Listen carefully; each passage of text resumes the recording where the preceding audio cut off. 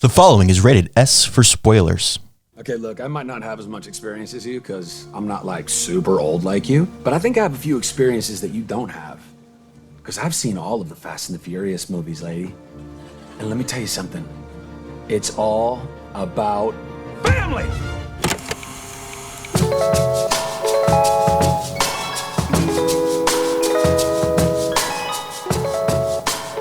Hello and welcome to the Popcorn Hangover. My name is Alex. My name is Graham. And today we are discussing Shazam, Fury of the Gods from director David F. Sandberg, written by Henry Gayden, Chris Morgan, starring Zachary Levi, Jack Dylan Grazer, Lucy Liu, Helen Mirren, and Rachel Ziegler.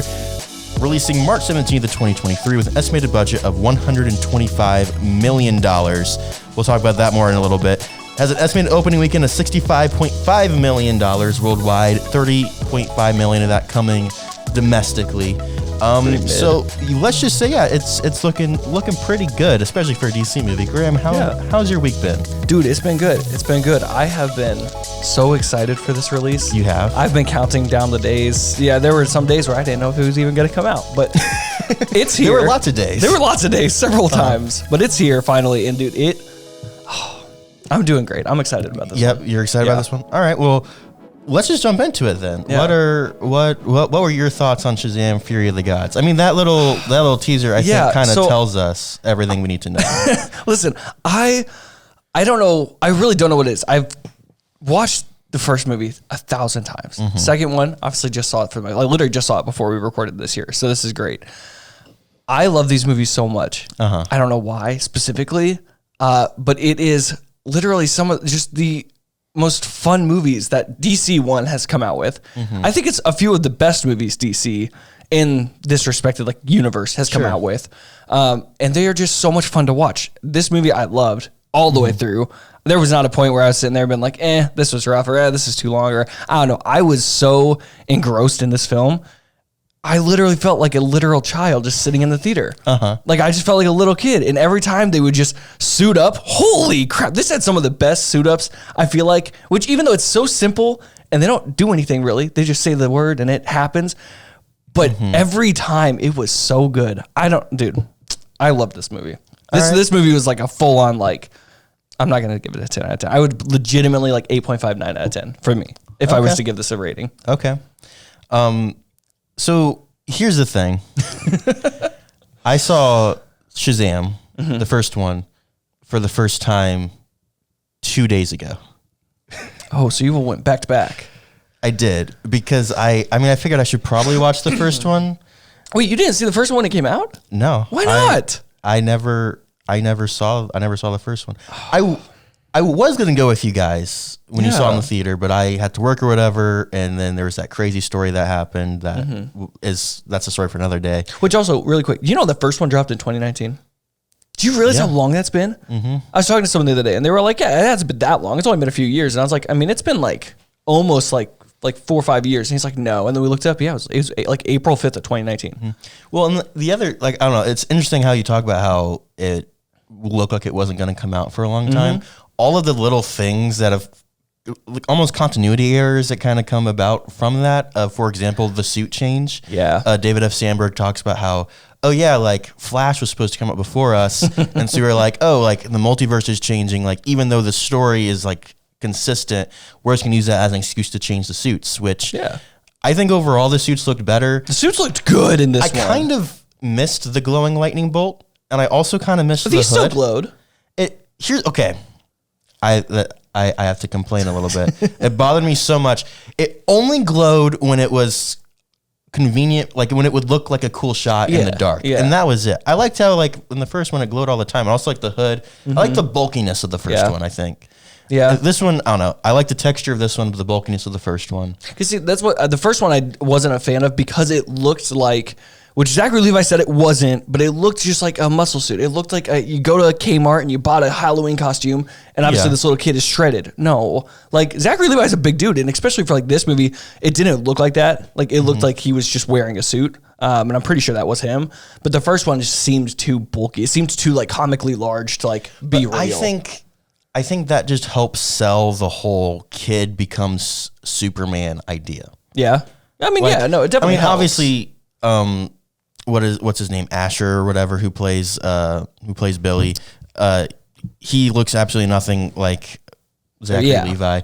But I still like the idea of this tiny, scrawny kid becomes this comically ridiculous. Which I'm sorry, in the first one, scrawny little kid. Puberty hit these kids like a train. Yeah, these kids are not kids. These kids are way too what old the heck, man? To be playing these characters now. That's, I mean, I don't know. I haven't really gotten to my thoughts yet. I thought the movie was fine. Yeah. It wasn't a waste of my time, but also like, okay, if I never saw it ever again, I wouldn't be upset. Sorry. But as I was like kind of making my notes for like the review and like things I wanted to talk about, I didn't do this on purpose, but I listed 4 things just off the top of my head, and all 4 of them started with either too many or too much. And I feel like that's a good summary of what this movie was for me. Okay. I'm curious to see like what your thoughts on all these are. Okay. So this is a category that I like to call too many ... First off, there were way too many themes for me. Yeah. I don't know, like the first one was very cut. This is about finding like who your true family is your family, who you're born into, or something that you can find. Right. Which, side note, watching that the first time, it's pretty heavy. I was just really confused because the mom said that she was 17 when she ditched him, and he was at least like 3. So that means that she would have had him when she was like 14. So that was interesting, but also like she straight up just like left him, and then he comes back. She's like, "Yeah, I'm like kind of on my feet now. I have an abusive guy, but you can just go do your thing." That was a little messed up. I was a little confused. It did not fit totally, but not where you expected it to go. No, that was a random sidetrack. But like it was a very clear theme in that one. Right. This one, they were trying to do all sorts of like. There's just so many. It was still family centered, kind of, but like abandonment issues wasn't a theme, but it was just straight up said at the beginning. You have abandonment issues, and at the end, he's like, "All right, I don't have abandonment issues anymore," for no reason. There was no like growth in between it. It was just you have them. Okay, now I don't have them. The whole like thing like with the mom where she's like, "He never calls me mom," and then randomly they don't speak again for the next 2 hours. At the end, he's like, "I love you, mom," and it's like people in my theater went, "Oh," and I was like, "Why, dude?" I was bawling. Straight tears coming out the eyes. Why is he even saying that? There was nothing that he didn't talk to her the entire movie, other than this call her by her first name and then call her mom at the end of the movie, and that was it. And maybe there was stuff that was cut out. I don't know, but like, there were just too many. There should have been a little more growth between the two of them, right? Yeah. There was all the stuff with Jack Dylan Grazer's character, with him trying to be like. Felt like his movie. Honestly, I would have preferred a movie about him. There was the whole like I'm gay joke, which was like just out of left field. I didn't understand. Like, yeah, that really just came out of nowhere. I mean, like it was there. It was fine. It was a funny joke, but also like I didn't feel like there were any obvious like lead-ins to it. Like everyone's like, oh yeah, we knew that, but yeah, I don't know. Maybe I was just ignorant, didn't notice it, but like no, I mean, homie watched baseball as a superhero and is bad at dodgeball. That's all I got from him. And then he was like, I'm gay, and they're like, yeah, dude, we know. And I was just like, dude, okay, that was a random made joke. Made it easy on him, I guess. Throw in there. The whole unicorn. I don't know. I'm just getting nitpicky. I gotta stay focused. No, see, I like that. Only reason is because, for example, this is a little sidetracked, but I'm going to bring this back. Okay. I've recently watched all the Harry Potter movies. Okay. Growing up, never read the books, never watched the movies. Okay. Recently watched them. And one thing I hated. In a while, but no, it's okay. I love the movies. They're good. They're great. Listen, all the time in the movie, no matter how deep you are, you could be in the 4th, 5th, 6th movie, whatever. Every time something magical or crazy happens, Harry's like, holy crap, how did that happen? Bud, you're holding a magic wand. You're magic. Shut up. Get over it. Get it through your head. It's been 6 years. Whatever. I hated that. There's so many points in that. Okay. Well, then in this, they're like, unicorns don't exist. Unicorns can't happen. And then he like looks out the window and he's like, I mean, they could exist, and then they do. And I was just like, yeah, like obviously they blatantly, like people are flying. You guys are low-key superheroes. There's magical demons like flying around killing people. Like, yes, it's going to exist. And then it does exist. I really like that because I hated when he was like, oh, they're like dark like creatures. They loathe humans, like all this stuff. And then I was like, okay, now we're not actually going to see it. But then we did see a unicorn. I was like, yo, that was sick. I will say, I thought the monster, I don't understand the point of the monster and everything. I guess it was to give everyone other things to do, which kind of goes into my point of there are too many characters in this movie. Yeah.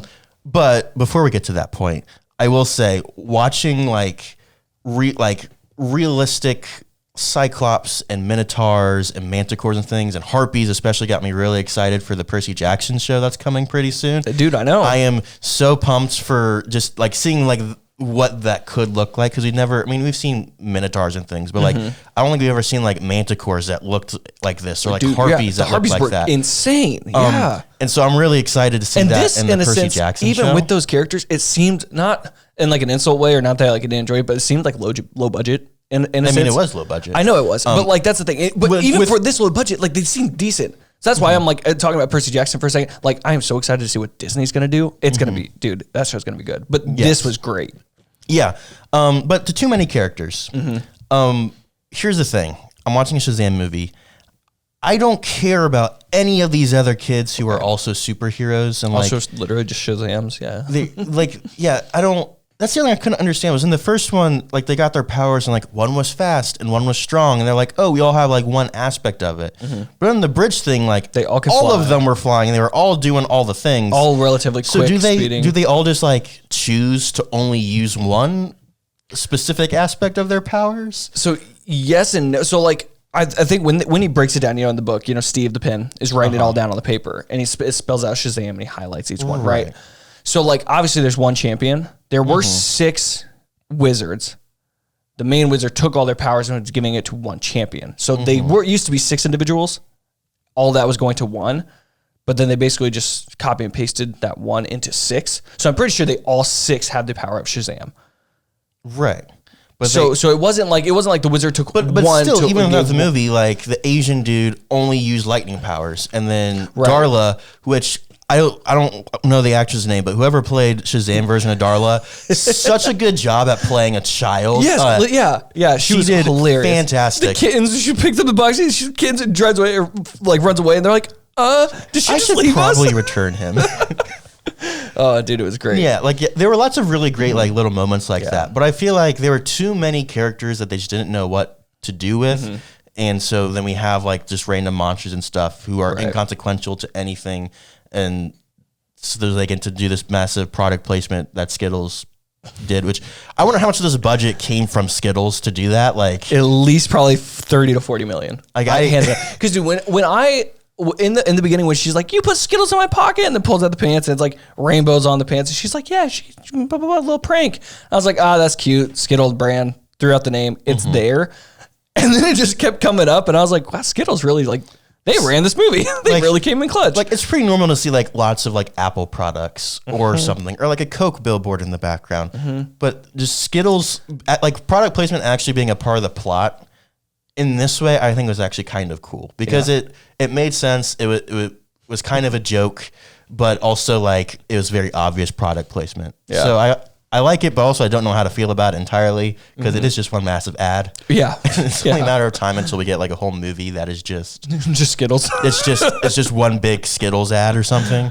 That would be hilarious. Anyway, I thought there were too many characters they didn't know what to do with, and that just I don't know. I didn't care about anything, and that just added to the runtime of like 2 hours and 10 minutes, which isn't bad, but I didn't care. The other thing that I had too much of, and you're gonna say this is sacrilegious. Probably not. There was too much Zachary Levi in this movie.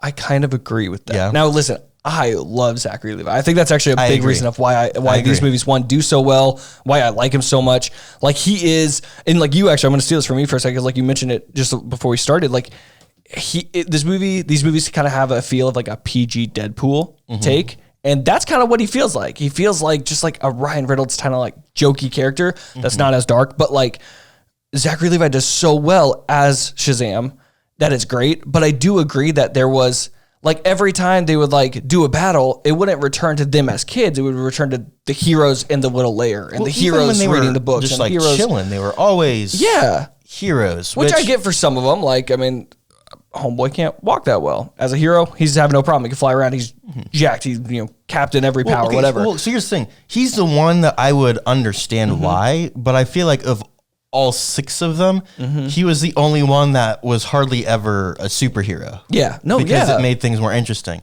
Yeah. And I thought that was that's what made the first one so fun and so unique, was seeing the dichotomy of like, you have Billy Batson, but then you also have Shazam. This one, Shazam is like, Billy Batson just like, yeah, like that's a thing. Yeah. I'm a kid, but it just felt like it was Superman acting like a child the whole time.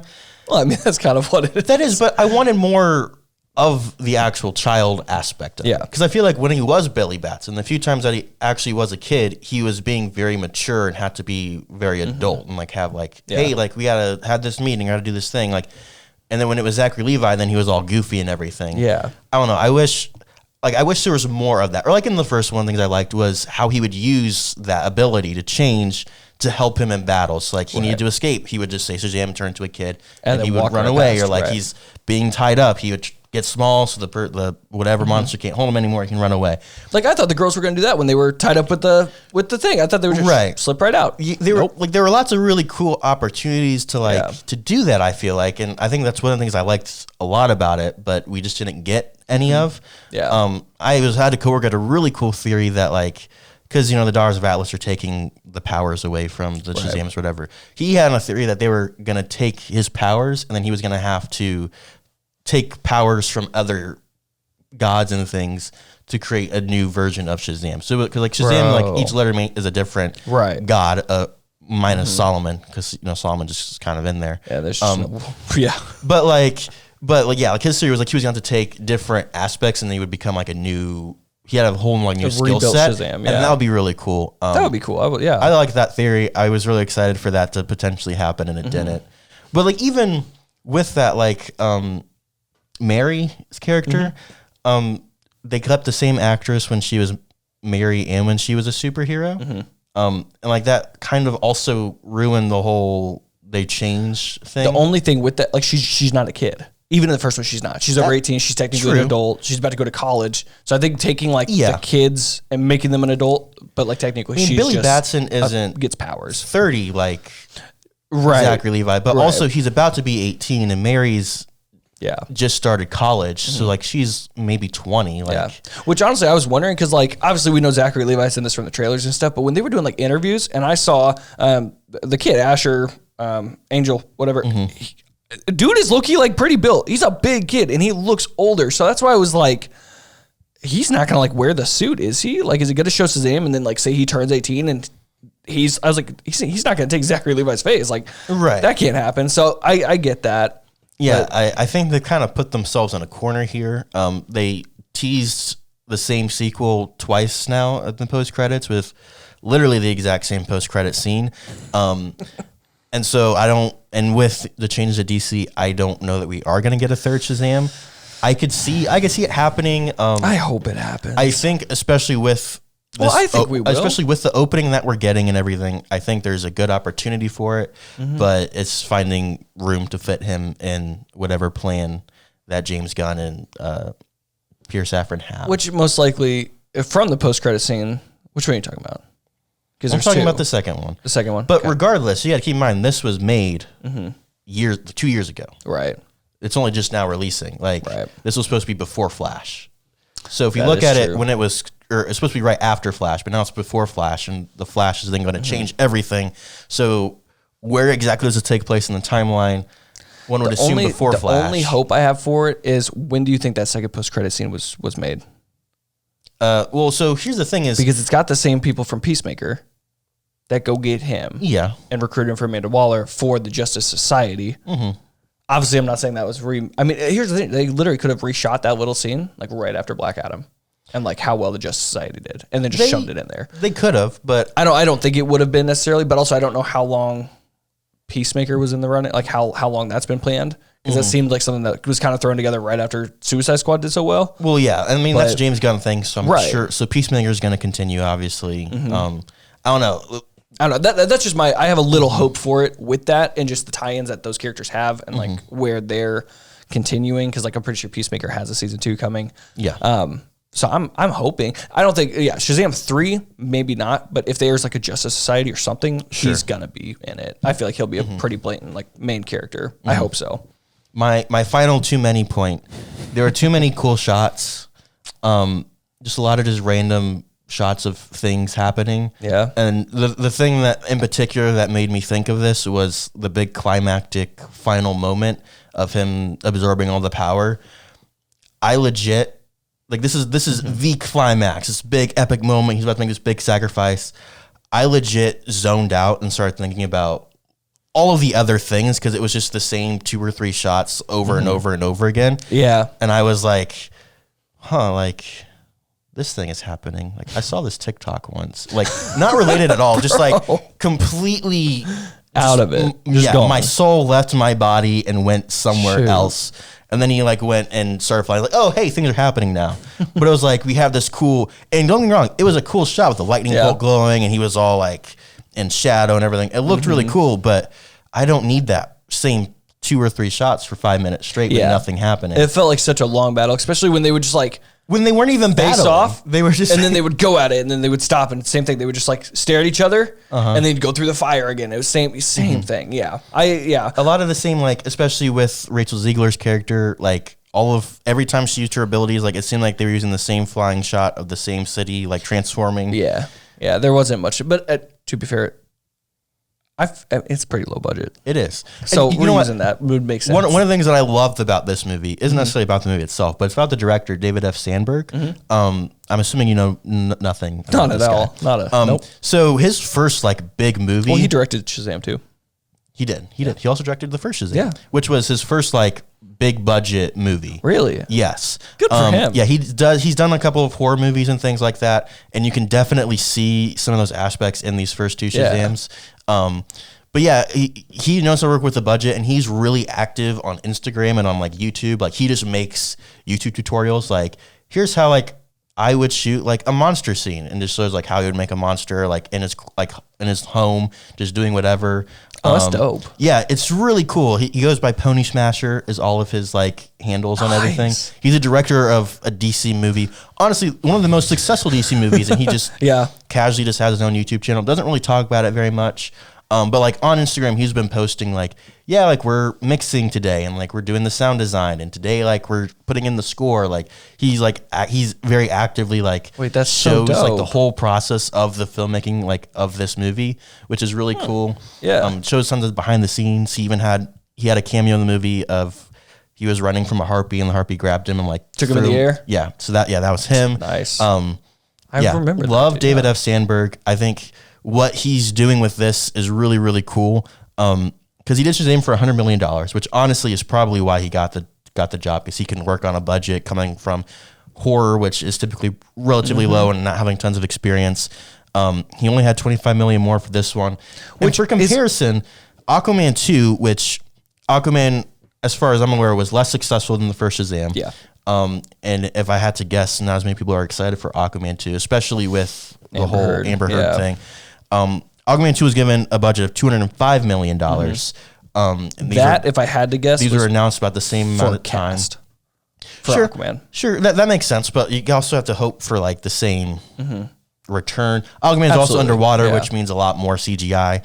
So I guess there are reasons for it, but like Shazam seems to be getting a little bit of a flack from DC, not as much hope from Warner Brothers, but so far it's looking like it's been working. That's why I don't get like even for like a lot of people, just knowing family and friends, when I talk to people about Shazam, because like again, I'm a big fan of these movies. I love these movies.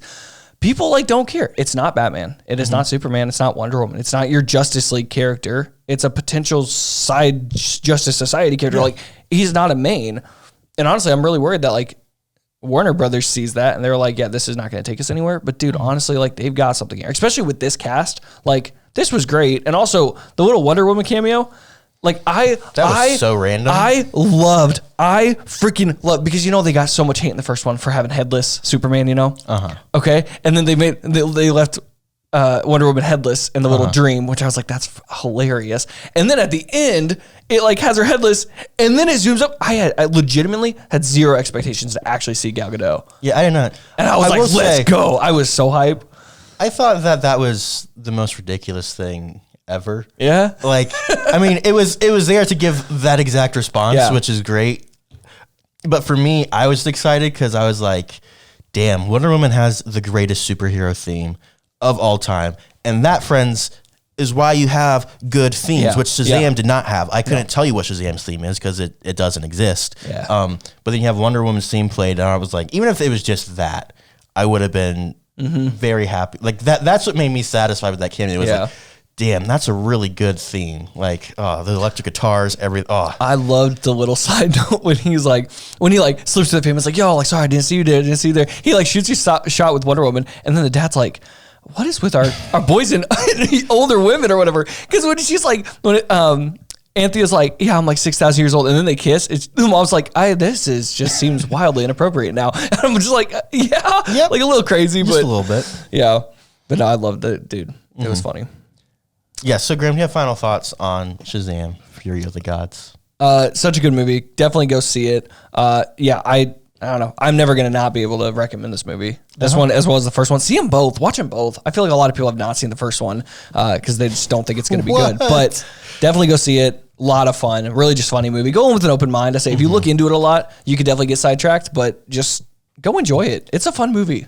In my defense for not seeing the first Shazam, it was exactly what I thought it was going to be. So I don't think I was really missing anything. I didn't watch it and like this guy gain a new appreciation. I was like, okay, yeah, that's I figured that was gonna be it. Anyway, I did enjoy Shazam: Fury of the Gods. Will I see it again? Probably not. But we're gonna go right after this, actually. But if you're interested, then you should definitely go see it.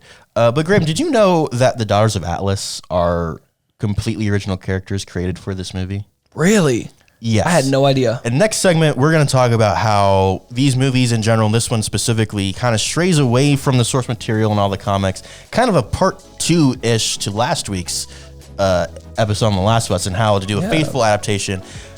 What are unfaithful adaptations that actually kind of work like, and should we do them more, should we do them less? I don't know. Find out next segment.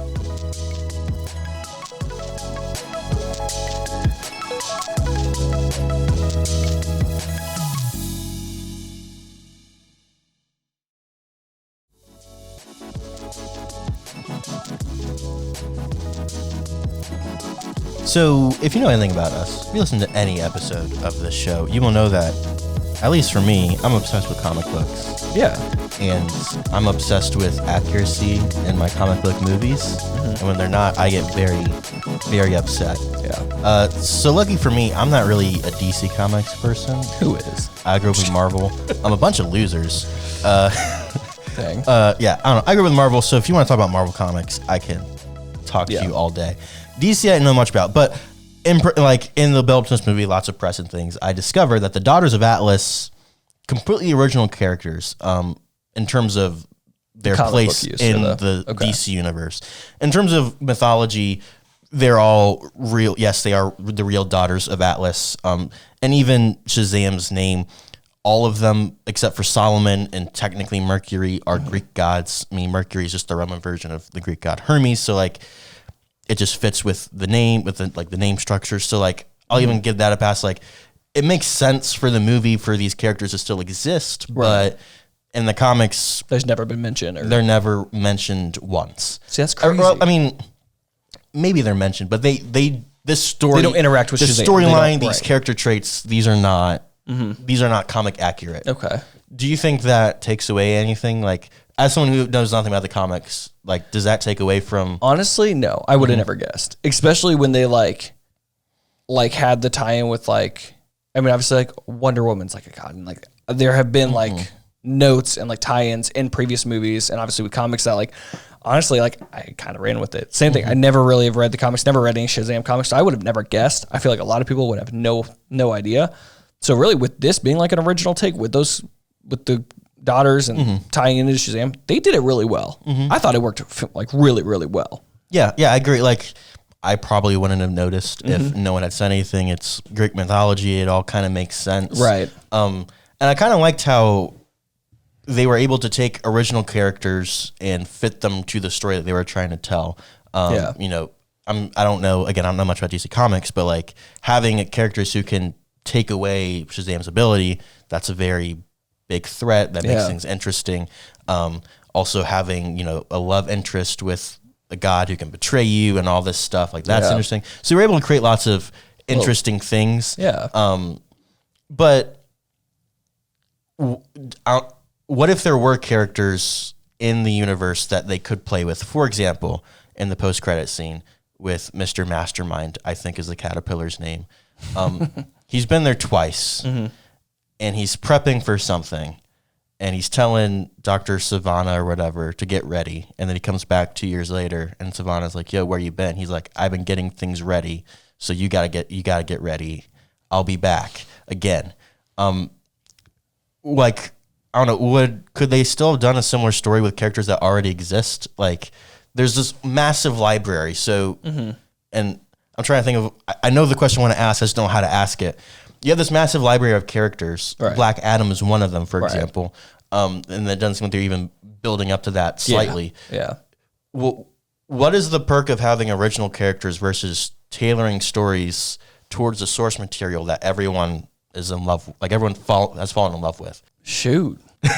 And you can use Marvel mean, for example, or like something that you are more familiar with. But like, I'm trying to think, like, while it did work for this movie, it worked great. Yeah. And honestly, this isn't anything new for DC either. Like, if you take Joker, for example, Yeah. that is the most, I don't want to say it's the most, it's one of the most successful DC movies out there, but Yeah. it takes everything that the comics have established about Arthur Fleck and throws it out the trash, throws on the trash, and does something completely different. And it works fantastic. Amazing, right. Honestly, I think, I mean, one of my unpopular opinions is I do not like the Joker movie. And I think I would love it if they took out all of the Batman ties. But if you did that, it would just be Taxi Driver. So that's maybe why I would like it. And that's why they didn't do that. But like, if you took out all of the DC aspects of it, I would have loved the Joker. But it was all of just we got to talk about Bruce Wayne and like, oh, we got to throw the Waynes in there. Oh, we're in Gotham City. Hey, guys, remember, we're in Gotham City. Yeah. Like, all just the random tie-ins to that. Like, it's almost a reverse. Right. I felt like it almost took away from the story.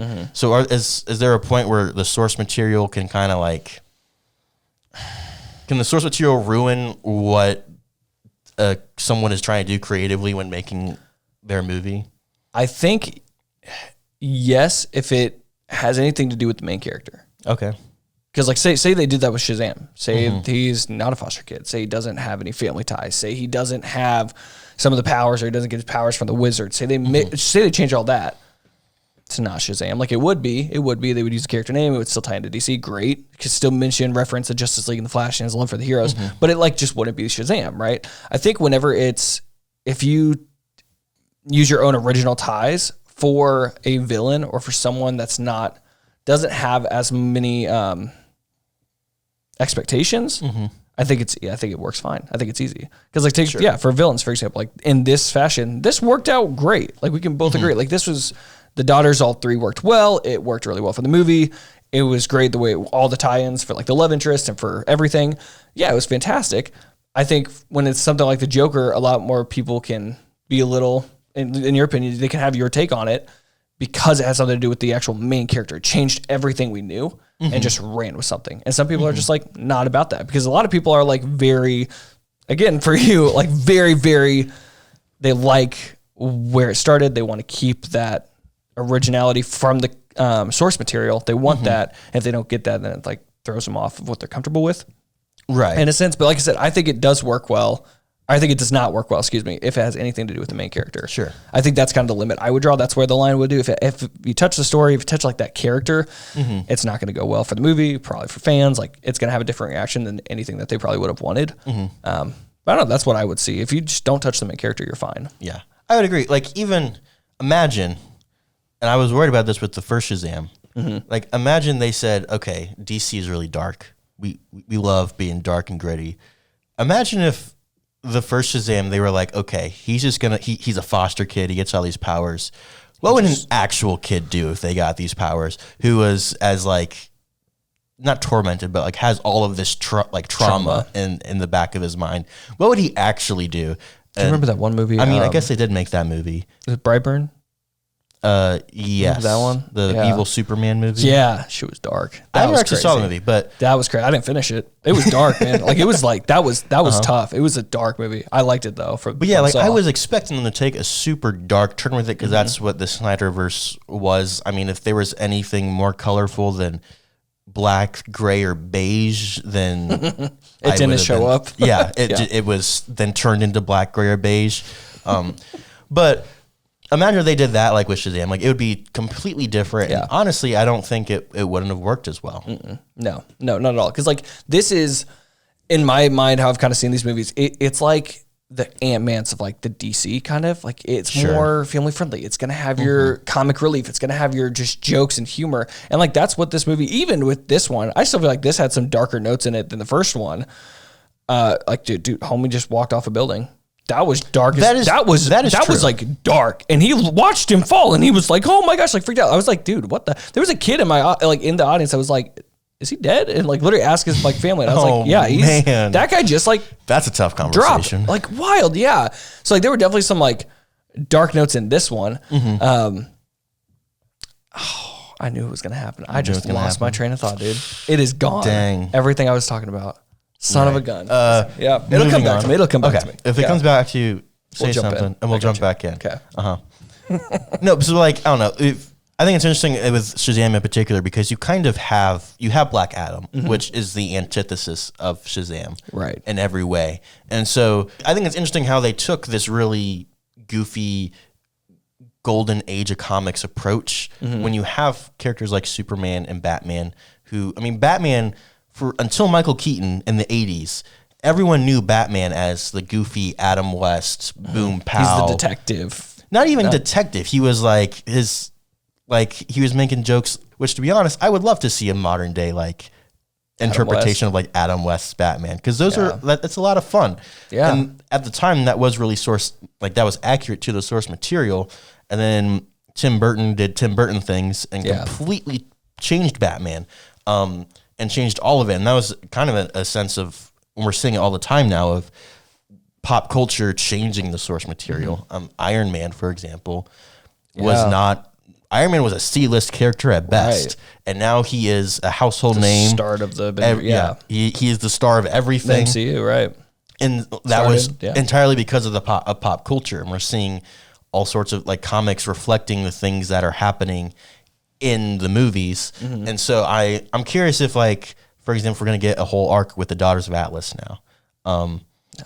You don't think so? In the comic books? Or I mean, here another example. In comics? Yes. Sure. Potentially. Yeah. Sorry. Well, another example, Harley Quinn was created for the Batman animated show. Right. And now Harley Quinn is a household name and she's all over the comics. She's in everything, too. Yeah. And so, I don't know, I think it's interesting how straying from the source material and doing your own thing and creating your own characters can completely change everything. Yeah. I mean, that's always just going to come back to, I think, ideally, like with pop culture change, but also just like giving the fans what they want. It's really just like fan service for most part. Because if people love a character, like I think the biggest example is that comes to mind, at least for like a on-screen thing, is like Margot Robbie's Harley Quinn. Dude, that's like the only Harley Quinn we're probably ever going to see for the longest time. I mean, of course, we're getting like Lady Gaga's and the Joker, but that's like not tied in. But that's the only one we're going to get, except for this one. Yeah, except for that one. But like, and the animated you see her in movies, you see her in shows, and she the comes one in back. the other stuff. I actually forgot about the animated show. No, you're right. You're right. Shoot, you're right. I mean, but that's the thing. They're all very distinct and different versions of Harley Quinn. But she's played the Harley Quinn face in technically like the old Suicide Squad, which is new Suicide Squad. Like it is, but it isn't a sequel. Exactly, and she was in Birds of Prey. But people loved her. They kept her. Like that's the thing. Is if there is like, they're not going to stick to like a source material. They'll keep the same face. They'll keep the same story if it works. And so that's what I'm saying. Like ideally, I think it's more fan service, which these days I kind of hate more or less than I wish I would just keep to. You say you hate fan service, but 10 minutes ago you were just fangirling over Wonder Woman showing up for 5 minutes for no reason. No, there was a reason. She's the only god. Technically, when you look at that, I was sitting there in the theater thinking when he was like, all the gods are dead. Like actually, for those shown on screen, or those have any story in the DC so far, Yeah, like Wonder Woman's technically the only one that would have like been able to like spark that staff back and bring him back. So like it was needed. It was Here's my problem with all of that. We're going back to Shazam. The whole thing with DC, and the reason that I'm not a big DC fan is that everybody is a god. Yeah, yeah.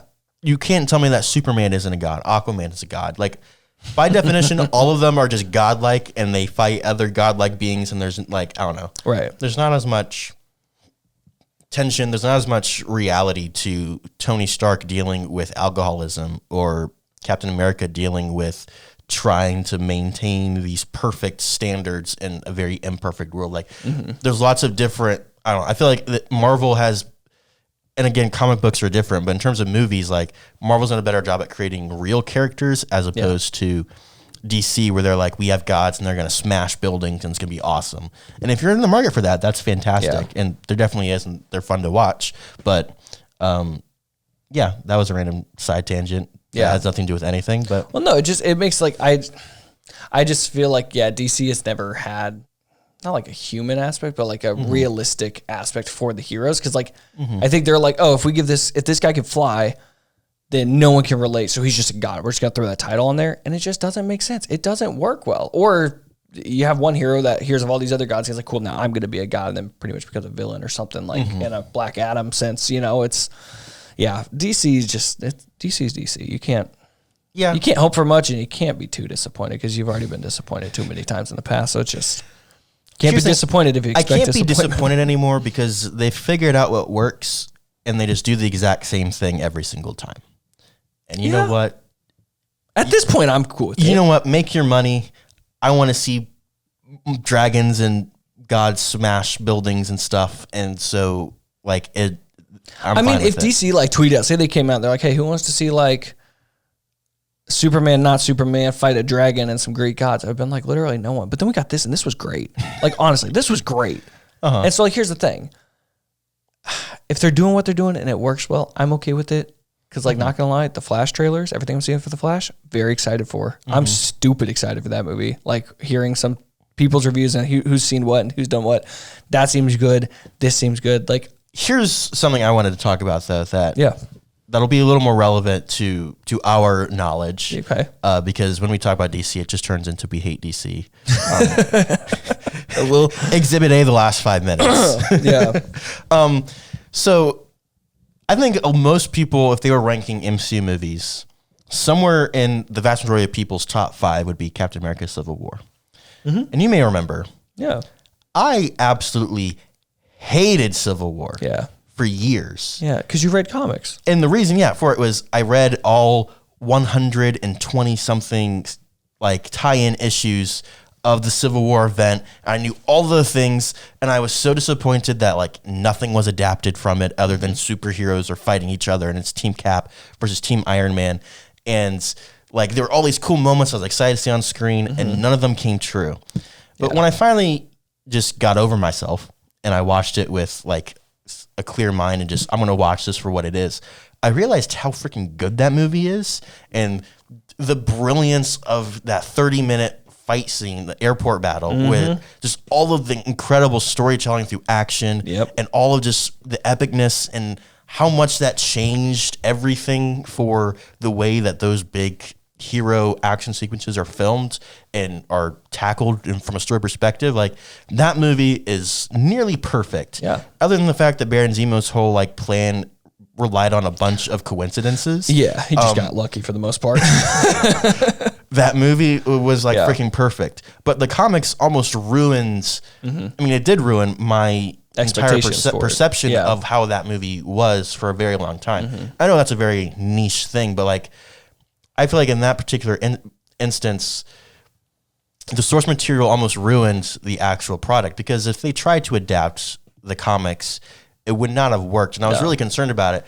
I still really want them to do an entire phase, not even maybe a phase, even just a whole saga of Civil War or whatever, and then make each movie a tie-in to that one thing. I think that's where they're going to start to do with Secret Wars and with the multiverse saga. But like, I really wanted them to do, you open with the Captain America movie, and then you have an Iron Man movie with his perspective on the events, and everything's slowly progressing forward to a final Civil War where it's the big final battle. That's what I wanted.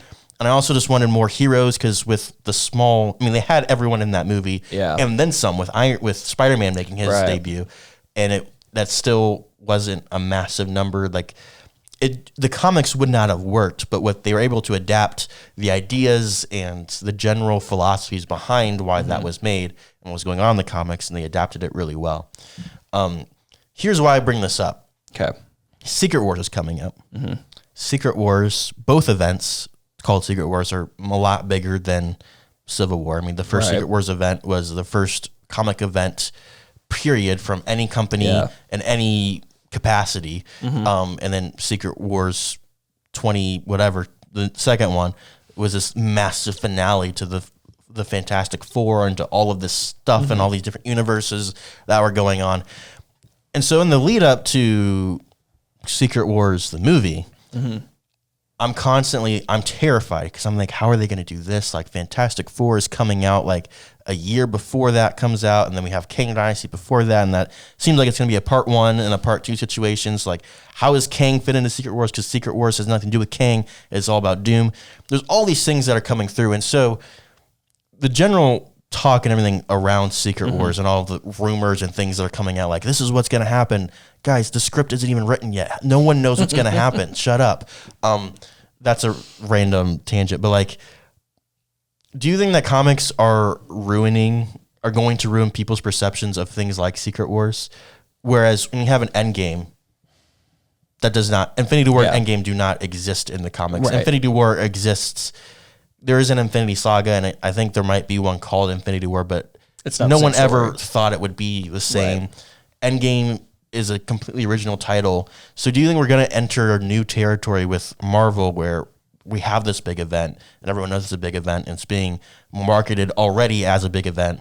Do you think comics and the source material might ruin a lot of people's perception and some of the issues that people are having with the current phase? This is a really long-winded question. Some of the issues that people are having with the phases and, they're not building up to anything. Do you think all of that is coming from this knowledge of the source material? Absolutely. Yeah. I mean, that's the biggest thing is like people have read these stories for years. They have a certain expectation of what they want to see. And like, unless someone tells them otherwise, like, hey, this is not actually happening, we're going to go this route. They have no reason not to hope or believe that that's what they're going to get. Now, I mean, unfortunately, like, I think it just comes down to, if you watch a movie, if you enjoy it, great. If not, great. But like, if you're so dead set on like your expectations, like it's never going to hold up. Like that's what I think. I think that's a good generality in general. Well, that's the thing. It's like even with like some of these DC movies, like I feel like a lot of those like people that are so knowledgeable in the comics and expect so much for Batman or expect so much like, oh, that was too dark, Batman's more like this. That was too happy, Batman's more like this. Flash isn't like that. Flash doesn't see those characters. They don't get together like that. Whatever it may be, like it just... They think they know not what's best, but they know what they know because of the comics. And if they don't get to see that, then they have an issue. So I do think, I mean, I hope not. I really hope not. Like, I'm glad I honestly haven't read the Secret Wars. I know the gist between the two versions. We all kind of assume they're going with the second Secret War story. So I'm hoping that they do it justice, but also like, I don't expect anything to that level necessarily, because you got to think of it with like, I mean, you just like... Well, even with small things, though, people are saying, Spider-Man got the black suit in Secret Wars, so he's going to get the black suit in the movie, right? See, that's an easy give. Give them that. Easy. Sure. Say less, but if it's one of those... But if they don't, will you be disappointed? No, I won't care. Okay. I won't care, because here's the thing. Give him a Venom suit. Like, Venom's technically in the MCU, a little piece of him. Well, that's what the black suit is. It is a Venom suit. Right, but like run with a different storyline. Like give him the black suit in another. Technically in Civil War he was supposed to get Scarlet Spider or like the Iron Spider suit, right? Yeah. So in comic book Civil War he didn't get it. We were fine with that. He got the grand. That was amazing in Infinity War. The backpack hit him. He comes on him nanotech. That was dope. I loved that instead of seeing that come out in like absolutely Civil War. So I think it's one of those where if it comes down to like a suit, people are going to shake it off. I think it's more or less if you have like, I don't know. Again, I don't know too much with the Secret Wars. So I don't know what people when expect. the main antagonist is Kang instead of Doom, like things like right, that. That could cause a big, definitely. Or you introduce Doom, but he's not the big bad. Doom's going to be there, but he's not the Doom from the comics. Like people can have a big issue with that, but again, it's just because they've read the comics, they expect to see one story instead of another. So here's another question. Okay. That might be a little iffy. Okay. Because obviously the answer is money. Right. But do you think there's a moral issue within calling it Secret Wars? If it is, I mean, it's very loosely based on it. Civil War, for example, loosely based on the comics. All of the things. Winter Soldier, that's a comic run, very loosely based. All of these things, they're based on comics, but not really. They're stealing the title to intrigue comic book fans, and then they don't actually give them that. Is there an issue with that, do you think? Yes, but no. I feel like for what they're going to do, especially with Secret Wars, it's going to have the same ideas and ideals for the villain, why they're doing it, and I'm assuming it's going to have the same ending. Giving us those aspects of the story, I don't think it has any issues because you're giving us that story in a different perspective. Truly, whether it's going to have the same characters, whether we're going to get an army of Thors, who knows? Like it's just. I don't know how I'd feel about that. Army of Thors, because I was like, going through. I'm like, how would that even work? Exactly. So that's why I'm like, we probably won't get that. People are going to be fine with it, but I feel like if the story still has the same idea, like here's the thing. I feel like it's going to have a few big ones. Like give us Battle World. Obviously, that's going to be like a must. You're going to have certain characters, say Spider-Man gets a black suit. You're going to have certain insights on it that tie it to the story. And I feel like give it justice to use the name.